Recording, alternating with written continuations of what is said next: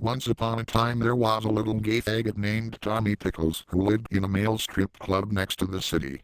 One day his father Stu Pickles made some custom-made dildos with a replica of Steve Valentine's head in them and said, "My gay son Tommy, would you give these custom-made dildos to your grandpa Lou?"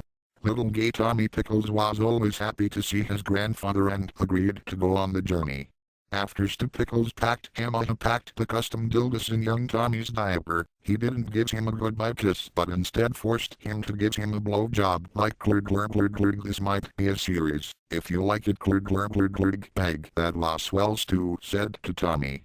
Stu continued, "Now go straight to your grandpa's house and don't talk to strangers, especially since the city is a dangerous place for a gay faggot."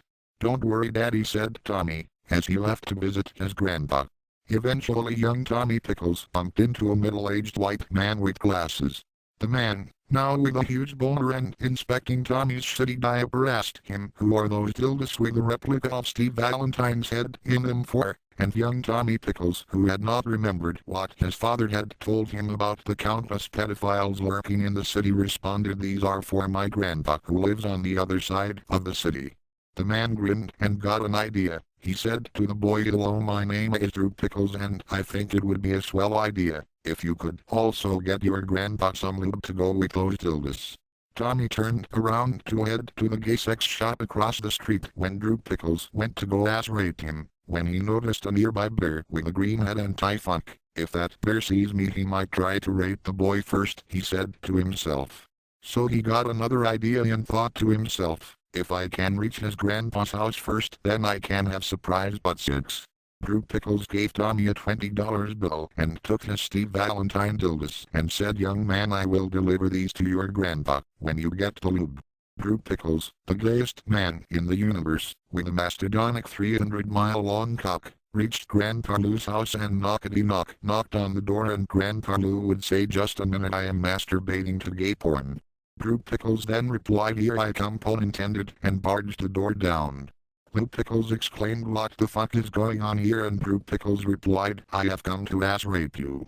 Grandpa Lou, without saying a word, ripped off all of his clothes and him and Drew started having a super gay butt sex party.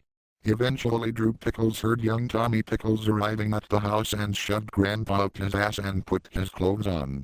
Tommy opened the door and noticed Drew in his grandpa's clothing and said, "Oh Grandpa, what big eyes you have," and Drew responded, "All the better to see you with my sprout."